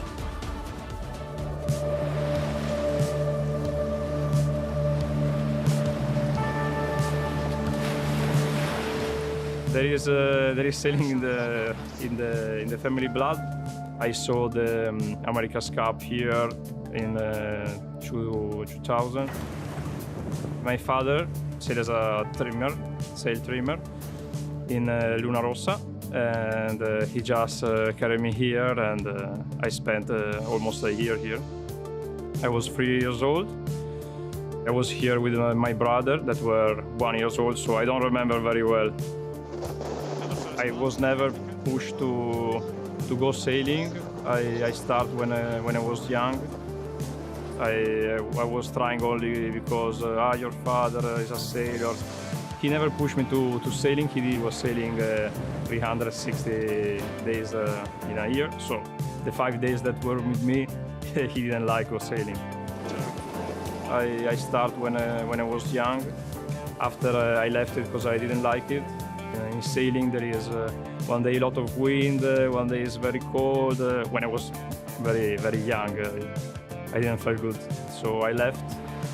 And after some years of athletic and other sports, I just went back and try, and I kind of like it. So now I'm here.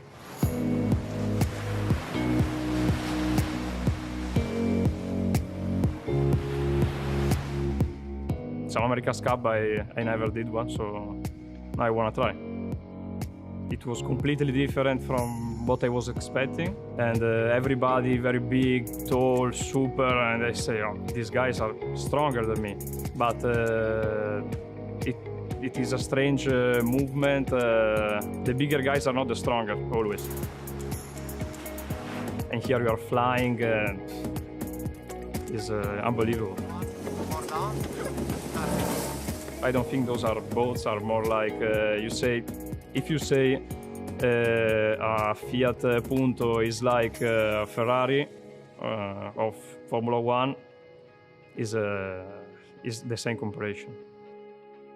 The America's Cup means a lot now that I know better what is America's Cup. Max always say, you will see what happens if you will drink from the cup. So I'm starting to think about it. Solid, boys. Really but now that is coming more concrete, I don't know, more real. Now I'm thinking about winning, and for sure should be something achieved in your life that you say, I did something good. 2, 1, bearing away. Yep, full clear, full clear.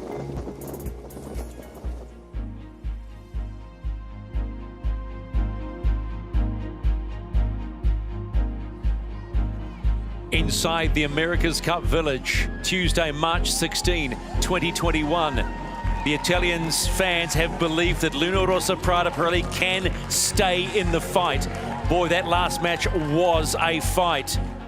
But then you go on board Emirates Team New Zealand, the tender, and the man in the middle, Grant Dalton. Does he get his wish? Does he see his team win on the stadium course, which was such a big thing, and it certainly is. You know, behind every great film and television show and sporting event is a brilliant soundtrack. They creep into the subconscious, create tension and gravitas, and set the scene for a memorable, sometimes historical day of action. So how do they do it? Ali Lieberman was given the task of composing a music score that captured the essence of sailing, the America's Cup, and New Zealand.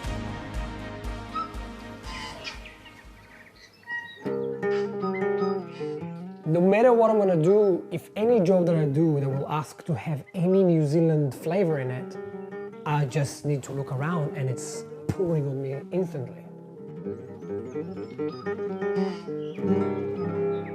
The first thing that came to mind is how do I use the actual sound of the boat itself? I used all the other sounds as a transition tools. Trying to find, you know, weird elements that's futuristic, I would say.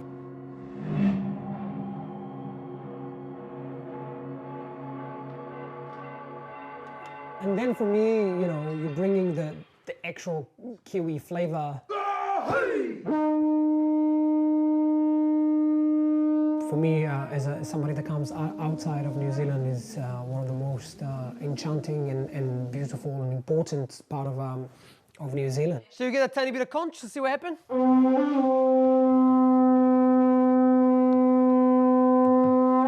Have a breath.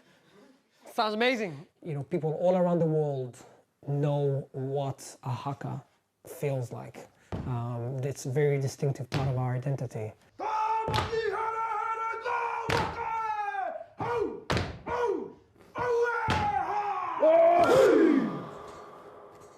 It's multi-layered, and one of the layers that's sort of dominant is all the horns and the brass, and that represents the chase. Means game on. I want the audience to feel like they're right in it and right in the drama of what is it to fly above the water at 50 knots. Having this extreme decision making with crazy consequences. It's crazy how this is working. I wanted to make no mistakes that this race is happening here, we're hosting it, and good luck.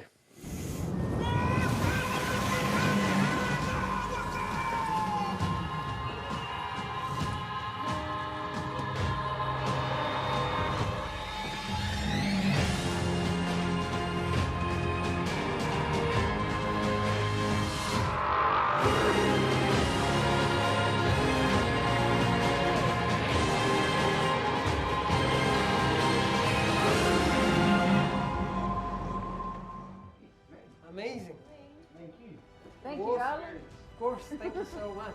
I really hope you're gonna like the final result.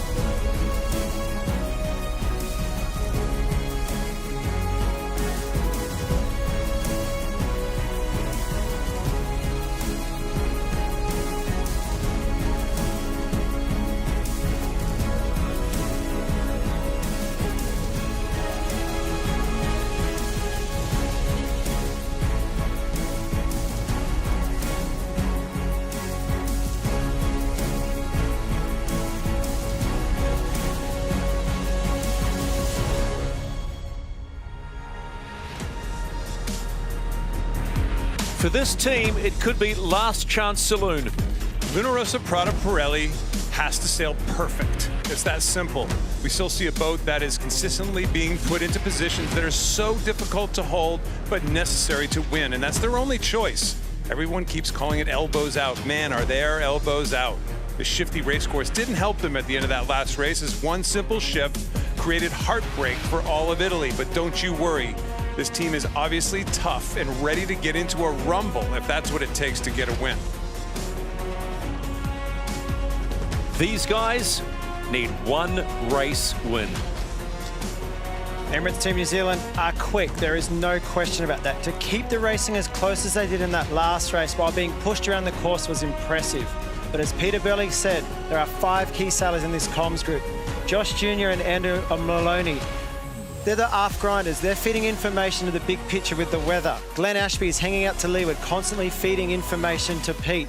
And he drives the boat in the manoeuvres. Blair Chuk is flying the boat at the front of the boat. The same 5 key sailors that won the America's Cup in Bermuda. What a team. Is today the day this team makes history?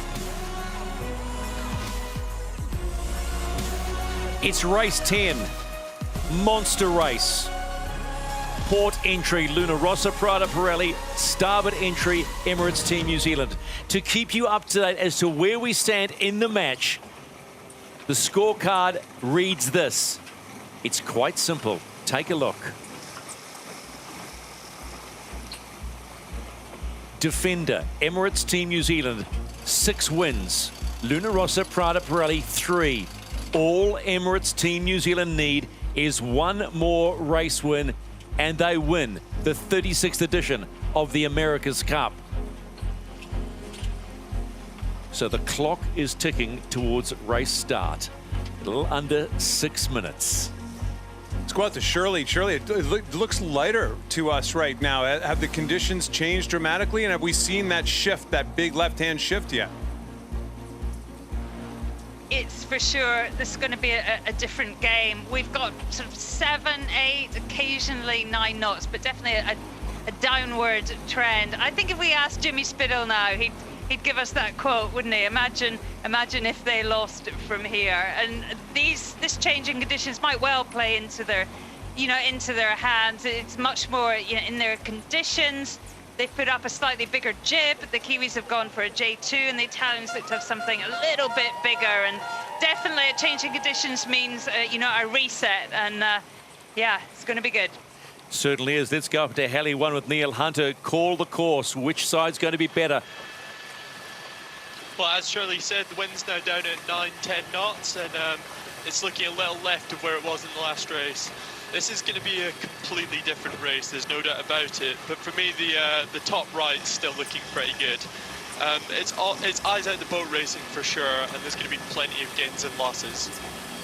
2 different types of nerves on 2 different boats.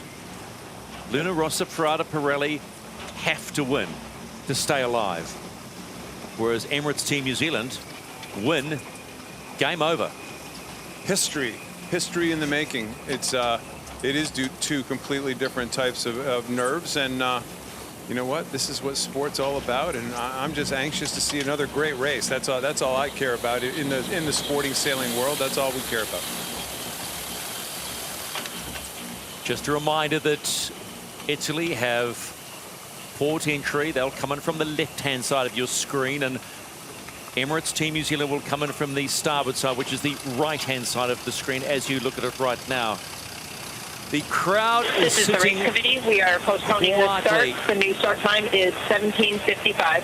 And just as we say they're getting excited, we have a race postponement till 5:55. That's leaving it close. Yeah, but we knew this transition was here at the end of the day. We knew, it looked to me like there was, in those helicopter shots, there was a lot of breeze starting to funnel out of the harbor. This is the race committee. We are postponing the start.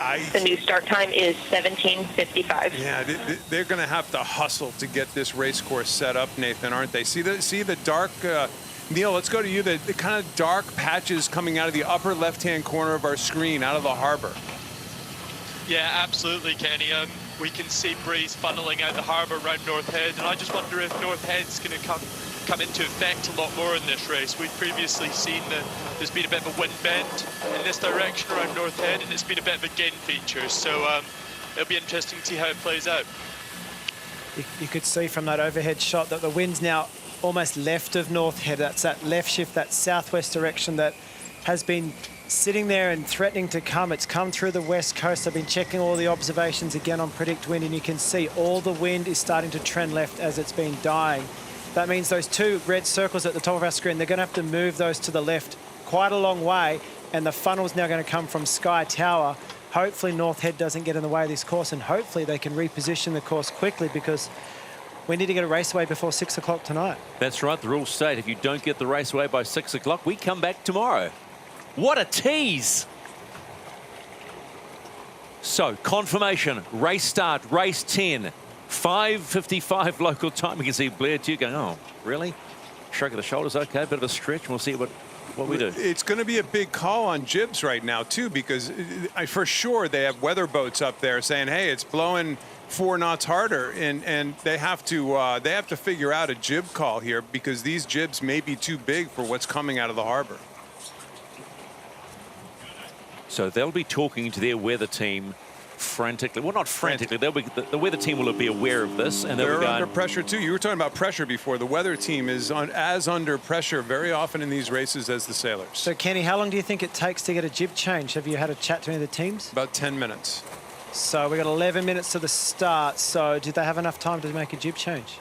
They're not frantically doing anything right now. No. But again, they're talking to the weather people for sure. That's a big part of the strategy, and standing up high, just like Pietro is standing up high. It's eyes out of the boat, like Shirley said, eyes out of the boat weather right now.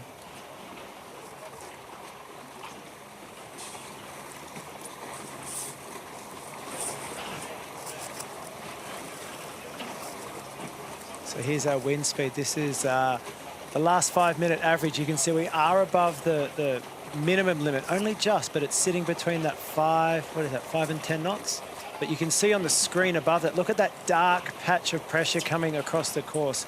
That's the southwest front that's been predicted all day. We've seen it come through Manukau Heads. If you look at the very top left-hand side of the corner, that's the west coast. Very top left-hand side, there's a little dip and you can see the ocean. That's where the wind's now coming from. It's no longer coming over the bridge. It's not coming over North Head. It's a new direction. Skinny little island. Is that Trinity Hill up in the far distance there?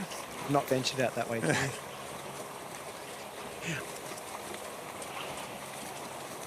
But as you can see, that breeze is coming across the course. That dark patch is coming. Can they get those fancy little marks across? Can they nudge those things across fast enough? So, Ken, when you were sailing America's Cup boats, did you have strategists up the rig? Always.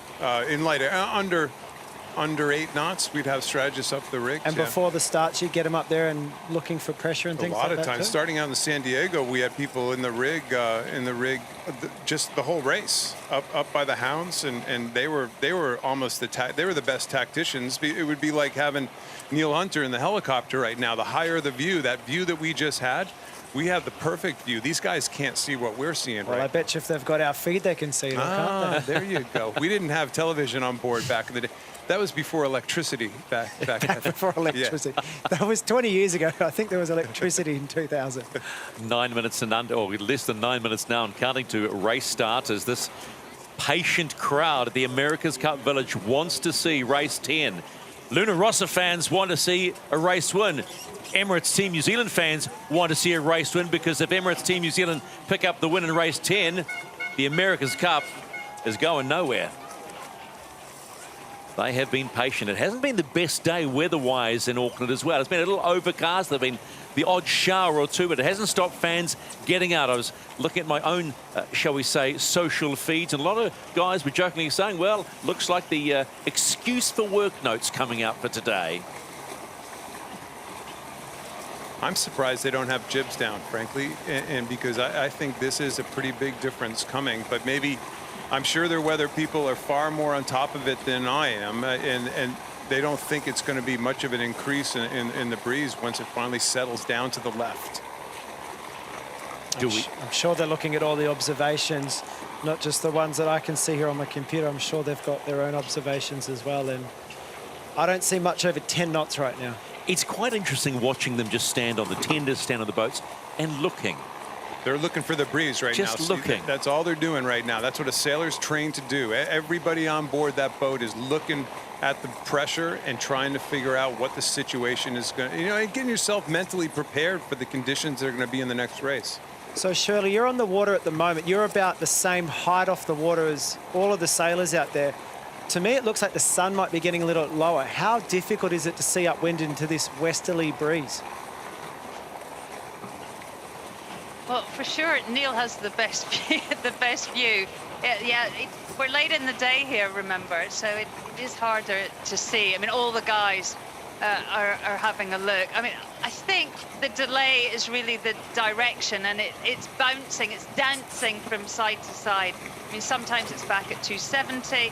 I can see on the Kiwi boat right now, they've got 250. Job for Ian Murray, who runs the racing here. He needs to get the axis right on the course. It takes a while to do that, and as you say, the clock is very much running out. That was a fascinating view as we went across the course. It's just amazing how skinny this island is here, right here, isn't it? And how the West Coast sea breeze and the frontal system, how quickly the things can change around here. An East Coast sea breeze, a West Coast sea breeze, how they meet sometimes. But this is gradient, Nathan, right? This is not sea breeze affected. There's a lot of cloud. It's actually had some showers here today, and this is system. This is Southern Ocean systems. Here we go. Look out. How much time do you spend on the West Coast? I rarely get across to the West Coast. The West Coast is known for its surfing. I'm a bit more of a sailor than a surfer. There's beaches over there are very rough, but it's not very far at all. From this perspective, you can see there's a lot of water inside the harbour there, and that's why the currents often get quite strong here. But the West Coast is the coast in New Zealand that cops all this bad, strong, cold southwest wind. In summer, you generally don't get affected by it too much. You get days like today, but this harbour is very tricky. Whenever it comes from the west, the harbour gets very tricky to sail in. Emirates Team New Zealand starting to move. I'm nervous they can't get this course set up in time, fellas. I have to admit, I think this is just the marks are these big, gorgeous things. They have all kinds of information on them. They have self-anchoring systems, and they're also really slow to move. It's not like an inflatable mark that they can just toss in the boat and sprint off to the side. They actually have to tow them at about 5 knots. So that's actually a bit of an issue as far as resetting the race course. The tows on for Luna Rossa, Prada, Pirelli. We understand that the top marks are in place. So the clock keeps ticking. That's a very good sign. Ian Murray's found the correct spot to put the marks, and 4 minutes 30 to go here. It's now or never. We need to get this race going. If we don't get the race going and they push it back one more time, we'll be coming back tomorrow. So sailing fans around the world, stand by. I'm pretty confident this one's going to happen. And we could be in for a cracker of a race.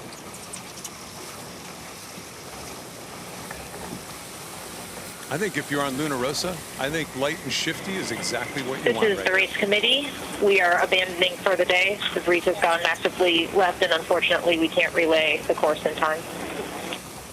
I hate being right. Doesn't happen often, trust me. All right, Kenny, I'm just going to scroll right on my weather forecast here. Northeast tomorrow is what it looks like. What's the wind strength? At 4 o'clock, we're looking at around 10 to 15 This is the race knots. committee. Racing has been abandoned for the day. Can you believe it?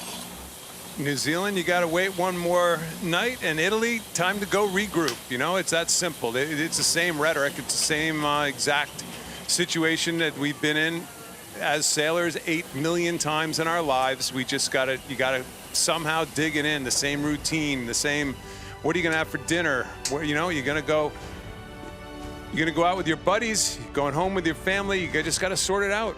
All righty, let's head up high to Neil Hunter in Heli 1. Does it come as any surprise to you, Neil?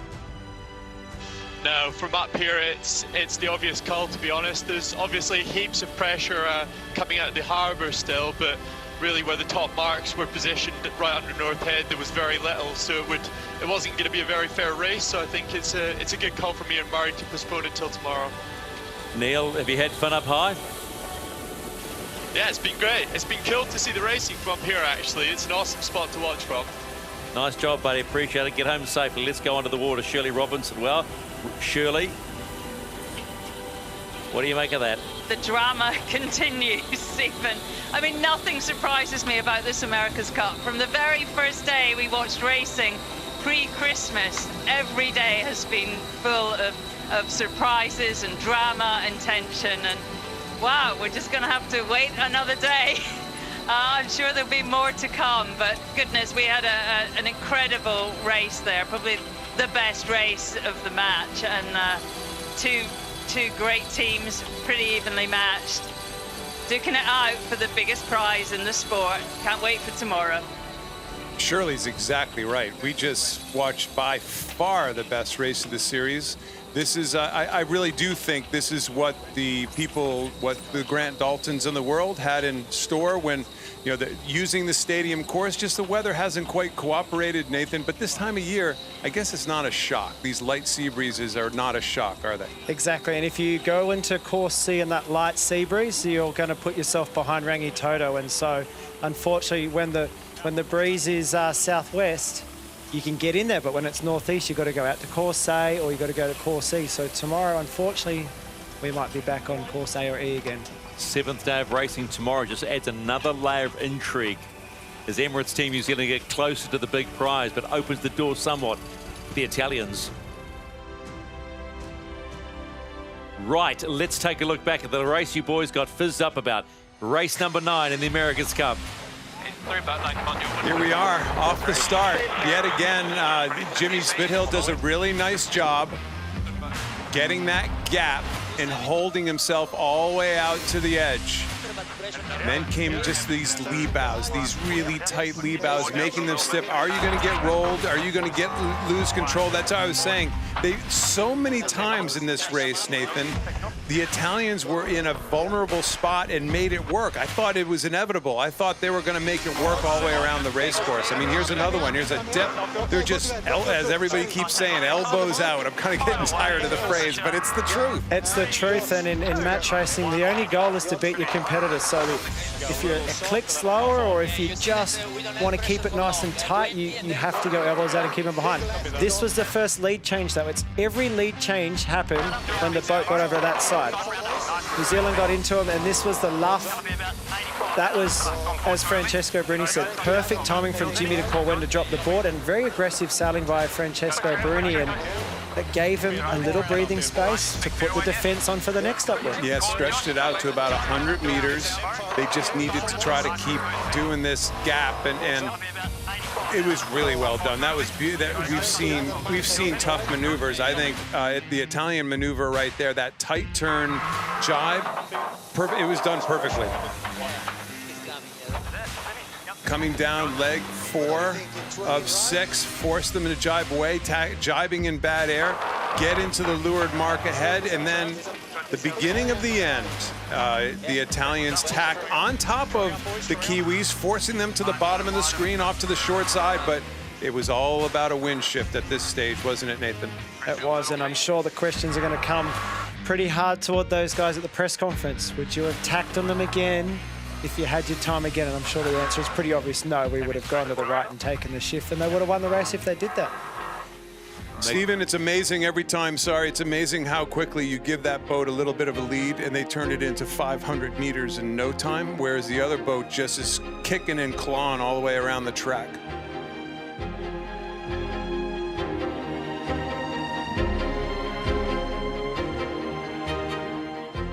So the 6th day of racing is over.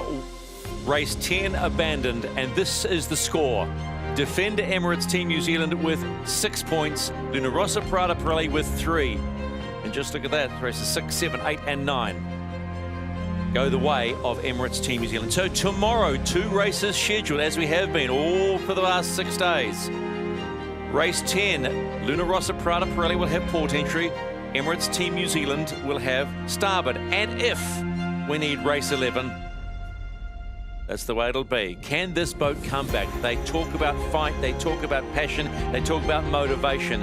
Can they come back? They showed so much attitude in that 9th race, but didn't get the result. Sometimes when you're sailing again, I think that's why you always say the fast boat wins the America's Cup. Right now, in the last few races, we've seen the faster boat in those conditions on their way to winning the America's Cup. But don't you think for a second there isn't fight in this team? You know, we all know the story of Jimmy Spithill and how he came back in San Francisco. There is, you got to believe that there's plenty of fight still left. Nathan, what is the big talking point in the Luna Rossa compound tonight? Well, they sailed a great day. You know, they sailed very well and they made one error. And how were they to know that there was going to be a right shift? They didn't have Neil Hunter in the helicopter saying, protect the right, protect the right. They went with their eyes. They made a gain on the left first time. When they came back, they thought, we'll go back and get another one. I don't think they need to panic. I just think they need to go and start like they've been starting. They've been winning so many starts. They've been first to the top mark now in more than twice, Team New Zealand. Lost the last 4, though. Lost the last 4, but starting the race as well. If they don't start the race well, you can almost say it's over tomorrow. So they've got to come out of the blocks punching. Jimmy Spithill will, don't you worry about that. I would love to know what's going on in the minds of all these sailors right now. Some will have a sleepless night thinking, tomorrow we could win the America's Cup. And the others on the flip side saying, our dream could be crushed. Or we're gonna take it to them again. The Kiwis are taking their sails down. The Italians are out there practicing. That gives you an idea of where their mental state is. Race 6 is over. Tomorrow is another day. Race 7, should I say, day 7. Races 10 and 11 inbound. Make sure you are a part of it wherever you are around the world. 4 o'clock local time. It's back. The 36th America's Cup.